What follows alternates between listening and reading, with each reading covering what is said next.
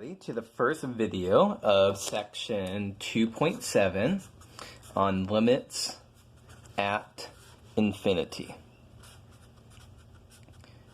So the idea here is that we've already have dealt with what happens if we have a vertical asymptote. So for example, if f of x is 1 over x minus 2 squared, the graph looks something like this, as x gets closer and closer to 2 from either side. It goes off to infinity, it's increasing without bound. So we would write here the limit as x goes to 2 of 1 over x minus 2, all that squared, is infinity. And we know that this right here is an asymptote. And in fact, we can go ahead and stick an adjective in front of it. It's a vertical asymptote. It's straight up and down. So that's useful as a prologue to what we're about to discuss. In this case, we have the limit as we get closer and closer to some finite number is infinity. It gets higher and higher and higher. What we're going to discuss is what happens when we have a limit as, not as x goes to some finite number, but as x goes off to infinity. So the kind of picture that we're going to be dealing with now is something like this, that we could have a function that as it goes further and further out, it gets closer as x gets bigger and bigger and bigger. It gets closer and closer to some fixed value. I'll use an L. You should be thinking of L as some number like 7 or something. So this picture, let's say this is f of x here. This picture is showing off something that we would write the limit as x goes to infinity of f of x is equal to L. So what does that mean?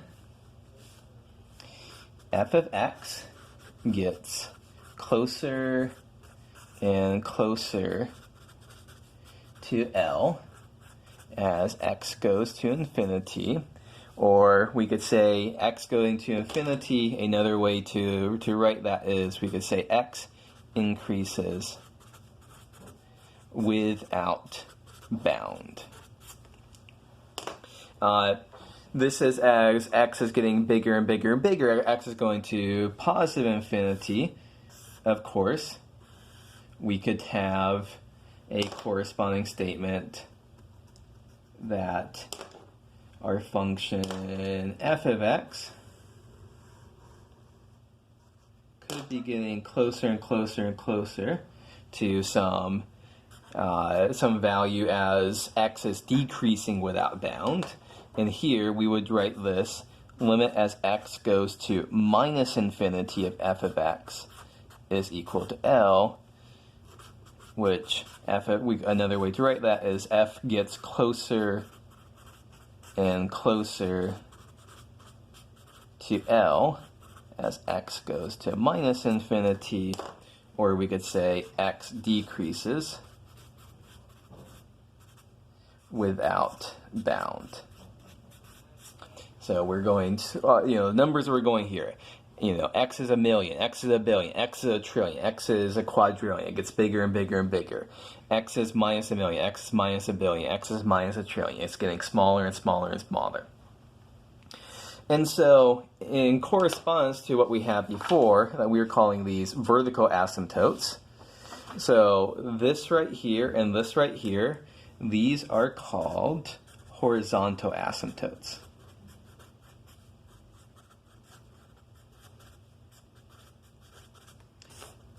So this is what's happening as if the limit of the function approaches some fixed value as x gets bigger and bigger and bigger. And let's see. Now, we don't always have the limit as x gets bigger and bigger and bigger of f of x to equal some finite fixed number. So for example, if we were to talk about f of x is x squared, well, what's going on? As x gets bigger and bigger and bigger, x squared gets bigger and bigger and bigger as well. And so there's no horizontal asymptote here. We would simply write the limit as x goes to infinity of f of x, which is x squared here, is, because this grows without bound, this is infinity. Ditto, we also see as x goes to negative infinity, as x gets smaller and smaller and smaller, as I'm going off the paper to the left, we also see that f of x gets bigger and bigger and bigger. So limit as x goes to minus infinity of x squared is also equal to infinity. So just as before. Finally, it's worth noting that we don't have to have limits exist. So a great example of this is sine function. So what does sine look like? So here is 1, here is minus 1. What is sine doing? Goes up to 1, goes down to minus 1, goes up to 1, goes down to minus 1, goes up to 1, goes down to minus 1, so on and so forth. And so we see that there is that sine of x is not going off to plus infinity, it's not going off to negative infinity as x gets bigger and bigger and bigger, but it's not approaching any fixed value.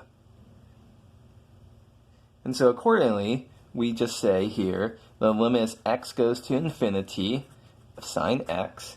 So this is a case where this limit does not exist. So here we see that we can have all of these different examples here that limits exist, or finite and exist, limits are infinite, and limits just flat out don't exist. All of that same behavior that we had dealing with our previous examples of limits at fixed numbers, we see that this behavior can happen with limits at infinity.